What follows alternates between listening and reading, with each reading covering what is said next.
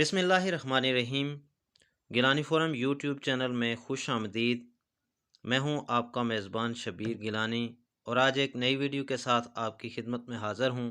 آج کی اس ویڈیو میں عظیم محقق و مصنف تاریخ دان قدرت اللہ شہاب کی حضرت فاطمۃ الزہرا سلام اللہ علیہا سے محبت و عقیدت کا ایک واقعہ پیش کیا جائے گا جو وجہ بنی۔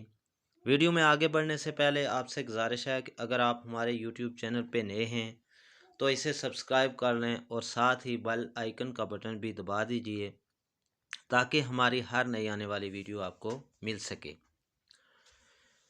قدرت اللہ شہاب نامہ میں بتاتے ہیں کہ ایک بار میں کسی دور دراز علاقے میں گیا ہوا تھا تو وہاں پر ایک چھوٹے سے گاؤں میں ایک بوسیدہ سی مسجد تھی۔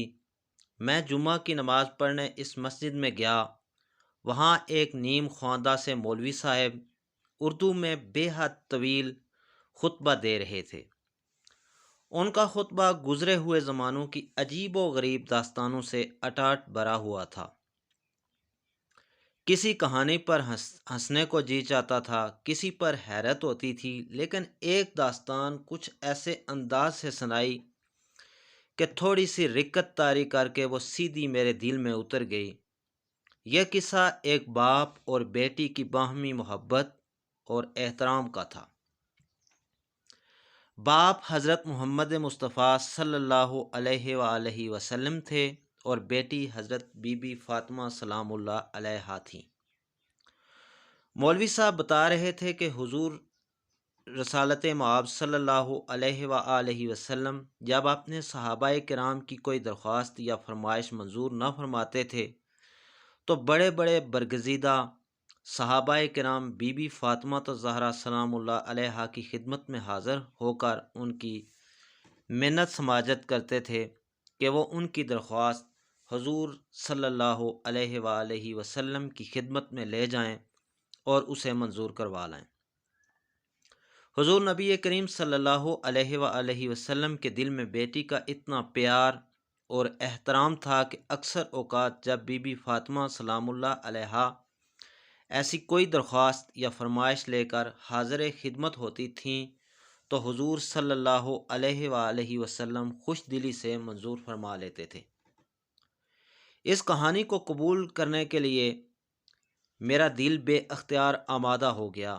جمعہ کی نماز کے بعد میں اسی بوسیدہ سی مسجد میں بیٹھ کر نوافل پڑھتا رہا۔ کچھ نفل میں نے حضرت بی بی فاطمہ سلام اللہ علیہا کی روح مبارک کو ایصال ثواب کی نیت سے پڑھے۔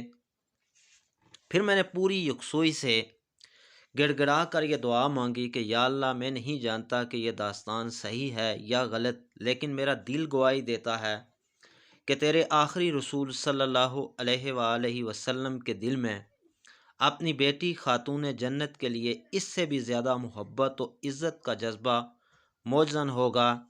اس لیے میں اللہ سے درخواست کرتا ہوں کہ وہ حضرت بی بی فاطمہ سلام اللہ علیہا کی روح کو اجازت مرحمت فرمائیں کہ وہ میری ایک درخواست اپنے والد گرامی حضور رسالت مآب صلی اللہ علیہ وآلہ وسلم کے حضور میں پیش کر کے منظور کروا لیں۔ درخواست یہ ہے کہ میں اللہ کی راہ کا متلاشی ہوں، مجھے روحانیت کے راستے پر چلنے کی توفیق عطا کر۔ اس بات کا میں نے اپنے گھر میں یا باہر کسی سے ذکر تک نہ کیا۔ 6-7 ہفتے گزر گئے اور میں اس واقعہ کو بھول بھال گیا۔ پھر اچانک 7 سمندر پار کی میری ایک جرمن بھابھی کا ایک عجیب خط موصول ہوا جو مشرف با اسلام ہو چکی تھیں اور نہایت اعلیٰ درجے کی پابند صوم و صلات خاتون تھی۔ انہوں نے لکھا تھا کہ رات میں نے خوش قسمتی سے فاطمہ سلام اللہ علیہا بنت رسول صلی اللہ علیہ وآلہ وسلم کو خواب میں دیکھا۔ انہوں نے میرے ساتھ نہایت تواضع اور شفقت سے باتیں کی اور فرمایا کہ اپنے دیور قدرت اللہ شہاب کو بتا دو کہ میں نے اس کی درخواست اپنے برگزیدہ والد گرامی صلی اللہ علیہ وآلہ وسلم کی خدمت میں پیش کر دی تھی۔ انہوں نے عذرائے نوازش منظور فرما لیا ہے۔ یہ خط پڑھتے ہی میرے ہوش و حواس پر خوشی اور حیرت کی دیوانگی سی طاری ہو گئی۔ مجھے یوں محسوس ہوتا تھا کہ میرے قدم زمین پر نہیں پڑ رہے بلکہ ہوا میں چل رہے ہیں۔ یہ تصور کہ اس برگزیدہ محفل میں ان باپ بیٹی کے درمیان میرا ذکر ہوا، میرے روئیں روئیں پر ایک تیز و تند نشے کی طرح چھا جاتا تھا۔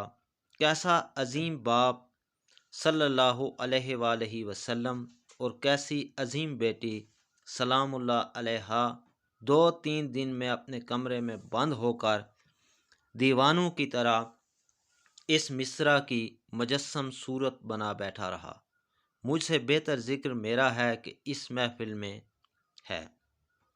اس کے بعد کچھ عرصہ تک مجھے خواب میں طرح طرح کے بزرگ صورت ہستیاں نظر آتی رہیں، جن کو نہ تو میں جانتا تھا، نہ ان کی باتیں سمجھ میں آتی تھی اور نہ ان کے ساتھ میرا دل بھیگتا تھا۔ پھر ایک خواب میں مجھے ایک نہایت دل نواز اور صاحب جمال بزرگ نظر آئے، جو احرام پہنے ایک عجیب سرور اور مستی کے عالم میں خانہ کعبہ کا طواف کر رہے تھے۔ میرا دل بے اختیار ان کے قدموں میں بچھ گیا۔